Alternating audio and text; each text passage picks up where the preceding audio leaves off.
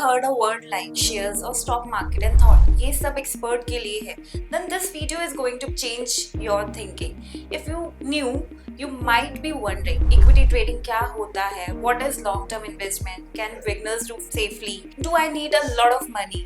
These questions are completely normal, and let's understand everything step by step. What is equity? Equity means ownership. When you buy company's share, you own a small part of that company.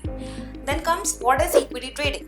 Equity trading simply means buying and selling shares in the stock market to earn profit. You trade shares of companies listed on the stock exchange NSE and BSE. Why do people trade in equity? Opportunity to grow wealth, higher return potential than saving.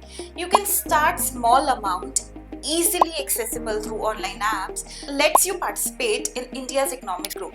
Equity trading is a popular way to build long-term financial freedom. Let's start with a simple example. Suppose you buy one share of Tata Motors at 500.